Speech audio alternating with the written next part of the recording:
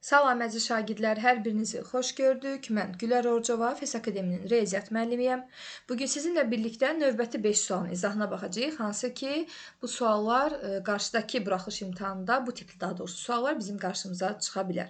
Lakin sualların izahına başlamazdan öncə xatırlatmaq istəyirəm ki, əgər sizlər də bizim həm ödənişli, həm də ödənişsiz dərslərimizdən faydalanmaq istəyirsinizsə, bax ekranda gördüyünüz 077 598 3800 menecer nömrəsi ilə əlaqə saxlaya bilərsiniz.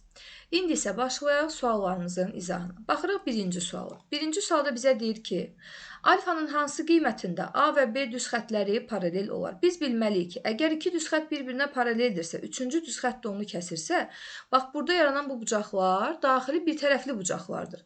Və bizim də qaydamız, yəni xassəmiz var ki, daxili bir tərəfli bucaqların cəmi 180 dərəcəyə bərabər olmalıdır. Ona görə bu qaydanı tətbiq edirsiniz. Yazırsınız alfa, bu birinci bucaq üstəgəl, alfa üstə gəlsin 30 dərəcə. Bu da ikinci bucaq. Bərabər olmalıdır 180 dərəcəyə. Buradan 2 alfa bərabərdir 180 dərəcədən çıxarsınız 30 dərəcəni eləyər 150 dərəcə. Və buradan da alfa bərabərdir 150 dərəcə bölünsün 2, düzgün cavab 75 dərəcə alınmış olacaq. Yəni birinci sualda testimizin düzgün cavabı olur D bəndi. Çünki sizdən alfanı tapmağınızı istəyir. Keçək növbəti suala. Baxırıq ikinci sual. İkinci sualda deyir ki, K-nın hansı qiymətində verilən bu üç ədli 2 ədlinin kvadratı olar? Gəlin yazaq bura. X kvadrat üstəgəl 12x üstəgəl 4k bərabərdir. Bax, birincinin kvadratı var. Fikir verin x kvadrat. İndi ikincini gəlin parçalayaq. Burada olmalıdır düstura görə 2AB. Bax, düsturu yadımıza salıram. A üstəgəl B-nin kvadratı. Birincinin kvadratı bu yazılıb x kvadrat. Üstəgəl birinci ilə ikinci hasilinin 2 misli. Yəni 2AB üstəgəl ikincinin kvadratı olmalıdır B kvadrat. Yəni bax bu hissədə 2 vurulsun A vurulsun B yaranmalıdır. Deməli biz 2-ni yazırıq. A burada nə olmalı? Baxın birinci ifadə nədirsə ona uyğun. Deməli x kvadrat x-in kvadratı. Bunu da yazdınız. Bəs 2x-i biz nəyə vursaq gəlib 12 eləyər 6-ya. Deməli sizin burada növbəti yazacağınız vuruq 6 imiş. Onda ən sonuncu, yəni 3-cü hissədə gələn artıq həmin o B-nin kvadratı, yəni bu 6-nın kvadratı olmalıdır. 6-nın kvadratı da bizə verir 36. Həqiqətən də burada 36 olsaydı, bax fikir verin, x kvadrat üstəgəl 12x üstəgəl 36. Bu bizə nəyi xatırladacaqdır? X üstəgəl 6-nın kvadratını xatırlatmış olacaqdır. Deməli, bu 4k bərabər olmalıdır 36-ya. Əgər 4k 36-ya bərabərdirsə, deməli, buradan k bərabərdir 36 bölünsün 4, yəni 9 alınmış olacaq. Bizdən də k-nın qiymətini soruşur. Deməli, testimizin doğru variantı olur D bəndi. Keçək növbəti suala. Baxırıq 3-cü suala. 3-cü sualda deyir ki, o çevrənin mərkəzi olarsa, alfa bucağı ilə BMC qövsünün deməli dərəcəsinin cəmini tapmalıyıq. Biz diqqətlə baxsaq, bu BOC bucağı mərkəzi bucaqdır. Çünki təpə bucağı yerləşir mərkəzdə. Mərkəzi bucaq 80 dərəcədir. BMC qövsü isə mərkəzi bucağın söykəndiyi qövsdür. Qayda bizə deyir ki, mərkəzi bucağın söykəndiyi qövsün dərəcə ölçüsü elə mərkəzi bucağın öz dərəcə ölçüsünə bərabərdir. Yəni 80 dərəcəyə. Deməli, BMC-nin dərəcəsini tapdıq ki, 80 dərəcədir. Buraya yazırıq 80. Bəs bu alfa bucağı nədir? Bax, diqqətlə BAC bucağına baxın. Həmin bucağı işarə ediblər alfa bucağı ilə. Və biz baxanda görürük ki, bu alfa bucağı da həmin bu BMC qövsünə, yəni eyni qövsə söykənir. Amma bu nədir? Bu daxilə çəkilmiş bucaqdır. Daxilə çəkilmiş bucaq hər zaman söykəndiyi qövsün dərəcə ölçüsünün yarısına bərabərdir. 80 dərəcədirsə, deməli alfa bucağı 40 dərəcəyə bərabər olmuş olacaq. Baxın, alfa bucağının da 40 dərəcə olduğunu tapdıq. İndi bizdən alfa üstəgəl bu MC qövsünü istəyirsə, BMC qövsünü 40 ilə də 80 dərəcəni toplasaz, düzgün cavab 120 dərəcə alınmış olacaq. Yəni 3-cü sualda testimizin düzgün cavabı olur C bəndi. Keçirik növbəti suala. Baxırıq 4-cü sual. Deyir, bu ifadənin qiymətini tapın. Gəlin sadələşdirək. Kök altda 75-i siz kökün altında 25 vurulsun 3 kimi yaza bilərsiniz.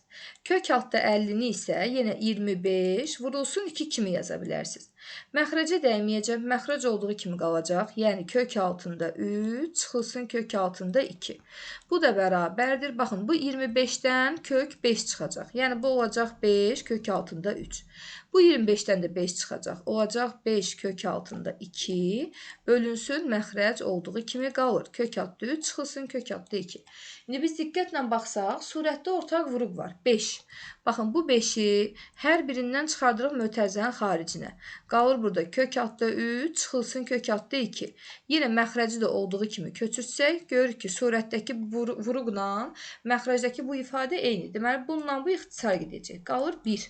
1-i də 5-ə vuranda, deməli, testin düzgün cavabı 5 alınmış olacaq. Yəni, 4-cü sualda testimizin doğru variantı olur D bəndi. Keçirik 5-ci suala. Baxırıq 5-ə. 5-ci sualda bizə deyir ki, ABCD paralleloqramında AY tən bölən BY 3 cm, ABCD-nin perimetri 14 cm olarsa YC-ni tapın. Bu tən böləndirsə, buna alfa deyirəm, buna da alfa deyirəm. Biz bilməliyik ki, paralleloqramın tərəfləri bir-birinə paraleldir. Bax, BC tərəfi ilə AD tərəfi bir-birinə paraleldir. Bunlar paraleldir. AY də həmin iki paralel düz xətti kəsən düz xəttir. İki paralel düz xətti üçüncü bir düz xətt kəsirsə, burada yaranan bucaqlardan biri də daxili çarpaz bucaqlar idi. Hansı ki, buradakı alfa bucağı ilə, bax, buradakı alfa bucağı olur daxili çarpaz.